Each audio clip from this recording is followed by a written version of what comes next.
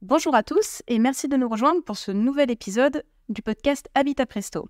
Aujourd'hui, nous recevons un nouvel invité, Rémi, qui habite Argenteuil et qui a réalisé des travaux d'isolation dans son domicile. Il va pouvoir nous faire un retour d'expérience sur ces différents travaux. Bonjour Rémi. Bonjour. Merci déjà d'avoir accepté notre invitation. Notre première question, c'est au sujet du coup de la configuration de votre logement. Pour qu'on ait un petit peu de contexte, est-ce que vous pouvez nous dire si vous vivez dans une maison, un appartement, la superficie à peu près du bien Alors en fait, il s'agit d'un petit pavillon en zone pavillonnaire à Argenteuil. C'est une petite maison construite en 1926 très précisément, donc qui a bientôt 100 ans et qui fait 83 mètres carrés de surface habitable après travaux, puisque ce n'était pas le cas lorsqu'on a acheté la maison en 2010. Cette petite maison est sur 3 niveaux, donc un rez-de-jardin, un premier étage où il y a cuisine, salon, salle à manger, et un troisième niveau, pardon, où il y a une chambre, enfin une suite parentale avec dressing et salle de bain. Donc une maison ancienne avec plusieurs étages. Quel a été le constat de départ qui vous a amené à vouloir réaliser des travaux d'isolation ? Alors déjà, le coût en énergie, on est chauffé au gaz en fait. D'accord. On est chauffé au gaz, on s'était renseigné pour installer une pompe à chaleur. Et en fait, la configuration de la maison qui possède un petit jardinet de 30 mètres carrés ne nous a pas permis d'installer cette pompe à chaleur, en fait, parce qu'il y a des restrictions au niveau du voisinage mitoyen, etc. D'accord. Donc, voilà. Donc, on avait installé à l'époque une chaudière à gaz à condensation. C'était le seul moyen qui nous était permis. On a décidé de faire ces travaux d'isolation parce qu'effectivement, on avait acheté la maison en connaissance de cause. Il n'y avait aucune isolation thermique, fenêtre à simple vitrage, etc. Donc, effectivement, pour gagner en confort et en économie d'énergie, on a décidé de faire ces travaux en 2020.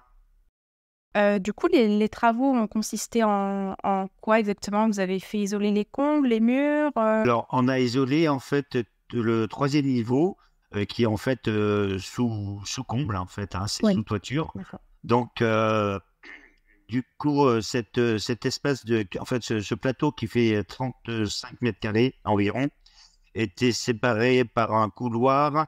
Il y avait une partie comble perdue, une chambre et une salle de bain, WC.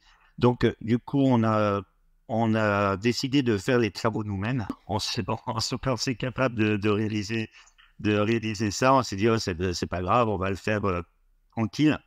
Et voilà, donc on a écroulé toutes les cloisons, on a écroulé tous les faux plafonds pour récupérer de la hauteur sous plafond. D'accord. Donc on est arrivé jusqu'à la toiture, jusqu'à la toiture.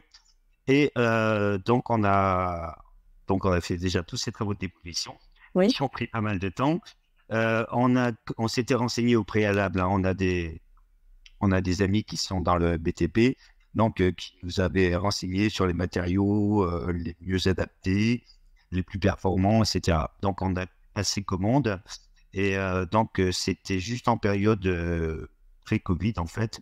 Et donc on a attendu pas mal de temps déjà, plusieurs mois, pour pouvoir récupérer nos matériaux d'isolation. Oui, d'accord.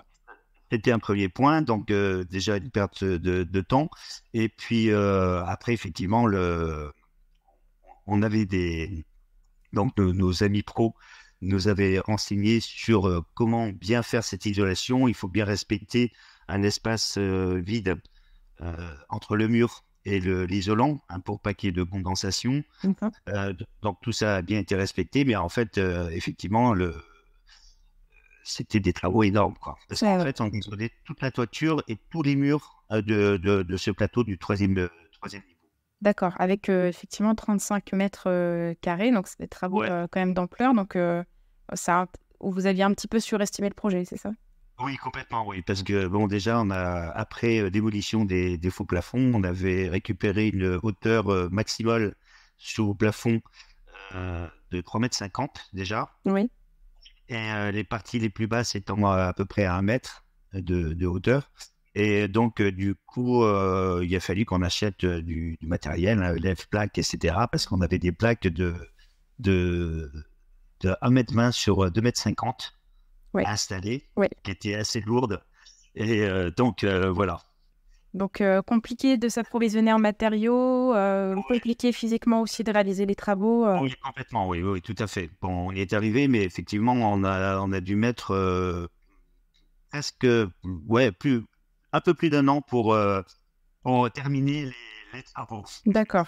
Donc, si c'était à refaire, vous auriez plutôt fait appel à un Oui, professionnel. tout à fait. Oui, franchement, oui. Et d'ailleurs, c'est ce que vous avez fait pour les futurs travaux après les travaux qui ont suivi, du coup, Voilà, de pour changement le de fenêtre. remplacement des fenêtres, effectivement, là, on a fait appel à un professionnel labellisé RGE. On s'était renseigné sur les différentes aides qu'il existe. Et donc, on était passé par notre fournisseur d'énergie pour pouvoir bénéficier de ce qu'on appelle la prime C2E. Oui, tout à fait. Voilà, certificat d'économie d'énergie. Et là, donc, du coup, on a eu affaire à un pro qui nous a installé. On avait exactement 4, 5, 6. On avait 7 fenêtres à remplacer. Simple vitrage, du coup, pour passer à du double vitrage. C'était un simple vitrage et la porte d'entrée qui a eu, elle aussi, une partie vitrée et que donc on souhaitait également passer en double vitrage. Est-ce que vous avez une idée un petit peu de l'enveloppe budgétaire qui a été accordée aux travaux et ce que les aides ont permis d'économiser D'accord. sur la facture? Alors, on a dû récupérer environ 470 € D'accord, sur un budget de 7000 et quelques euros. d'accord. Comment ça se passe exactement? Mais à l'époque, pour le remplacement des fenêtres, c'était uniquement la prime C2E qui fonctionnait. Du coup, vous m'avez dit que vous avez fait appel à des artisans RGE, donc c'était surtout pour bénéficier d'aides ou quelles sont les raisons qui vous ont poussé? Alors, pour pouvoir bénéficier des aides et puis donc du coup pour pouvoir gagner du temps Oui, pour réaliser les travaux. Là, pour le remplacement des fenêtres, donc on avait 7 fenêtres et la porte d'entrée à remplacer. Le pro était venu bien évidemment au préalable pour prendre toutes les mesures nécessaires. Il a passé commande des fenêtres.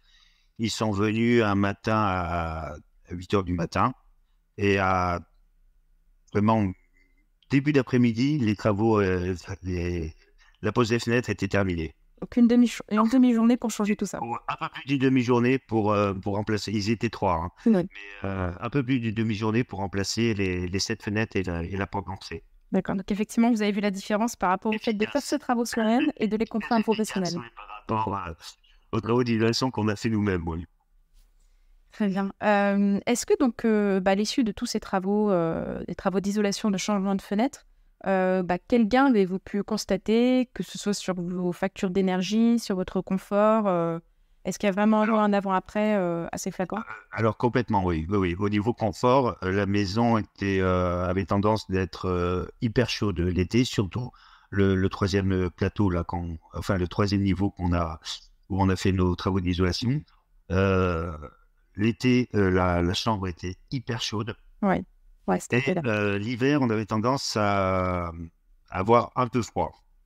Après travaux, donc isolation et remplacement de fenêtres, là, le confort est vraiment flagrant. On est hyper bien dans la chambre, on sent que c'est plus sain, l'air est beaucoup plus sain. Oui, On a installé également une VMC, hein. Il faut faire attention lorsqu'on fait des travaux d'isolation. Très souvent, et enfin, il y a souvent besoin de faire des travaux d'installation de VMC, d'accord. puisque du coup, le fait d'isoler complètement les murs et plafonds, ça risque de faire de la condensation. Donc, c'est hyper important de faire des travaux de VMC. Et ces travaux de VMC ont été réalisés en parallèle aux travaux d'isolation, c'est ça? On les a fait en même temps que les travaux D'accord. d'isolation, oui. Ok. Oui, tout à fait. Ouais. C'est effectivement, vous faites bien de le souligner. Là, C'est important. sur conseil de nos amis professionnels. Ouais. Ouais, d'accord.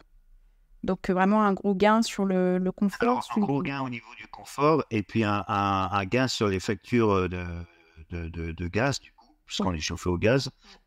Depuis donc l'installation, enfin depuis les travaux, et malgré les hausses constantes de prix du gaz, d'énergie, on on fait encore des économies sur les factures de gaz qu'on payait en 2019-2020.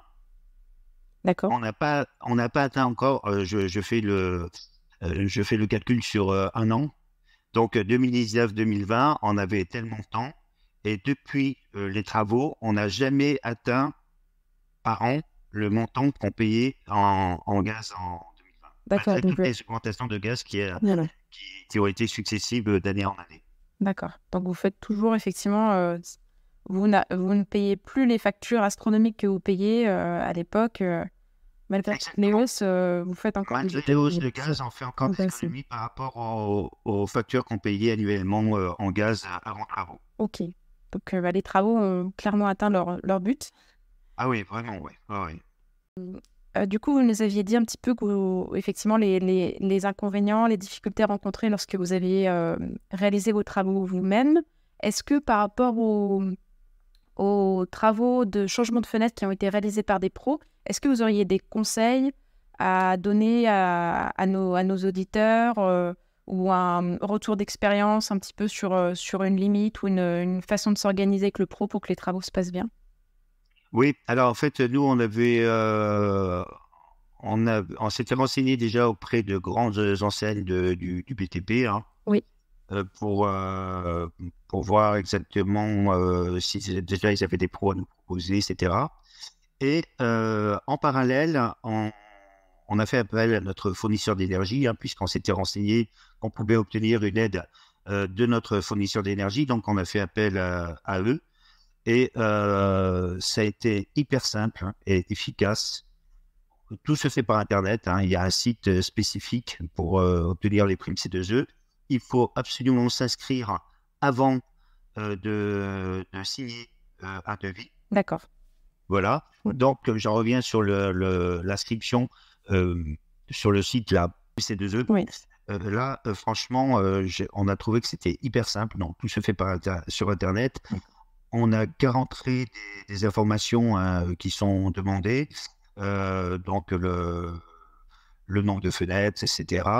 Et puis, on a vraiment dans les minutes qui suivent, on a le montant de la prime qui nous serait attribuée. D'accord, une estimation en tout cas rapide. Une estimation qui est vraiment quelques euros près, vraiment hyper pointue. D'accord, donc des démarches assez faciles. Que ce soit pour les aides d'État ou pour la prime C2E, il faut vraiment faire la démarche d'inscription avant la signature d'un devis. D'accord. Voilà. On peut choisir son pro en amont, mais en revanche, il faut vraiment faire l'inscription avant de signer le devis. D'accord, très bien. Eh bien, merci pour ce conseil qui pourra être utile à nos auditeurs. Est-ce que vous souhaitiez ajouter quelque chose? On a vraiment gagné en confort et en économie d'énergie en faisant tous ces travaux d'isolation et de remplacement de fenêtres déjà, et d'installation de VMC. Donc, en fait, il faut vraiment... c'est bien d'avoir affaire à des pros, à des professionnels, parce que du coup, on est vraiment guidé dès le départ. On sait exactement les travaux qu'on doit effectuer. Et comme je disais tout à l'heure, hein, l'installation d'une VMC est pratiquement est vraiment nécessaire si on engage des travaux d'isolation. Tout est lié en fait. Donc il faut vraiment se renseigner là-dessus, parce que du coup, si on oublie de faire par exemple l'installation de VMC après des travaux d'isolation, finalement l'isolation est beaucoup moins confortable. Oui. Et je ne sais pas, sur le coût d'économie d'énergie, je ne sais pas si ça a des répercussions pour la VMC, mais en tout cas, le confort est là. Et c'est absolument nécessaire d'engager ces travaux simultanément, en fait. D'accord. Donc, ce sera effectivement le mot de la fin, de se dire que confier les travaux à un professionnel, non seulement pour l'exécution en eux-mêmes des travaux, c'est plus simple, plus rapide, mais il y a également du coup cette partie conseil, expertise qui est vraiment primordiale avant d'engager tous travaux. Exactement, oui. Très bien. Eh bien, merci Rémi pour ce retour sur l'expérience. Merci à vous.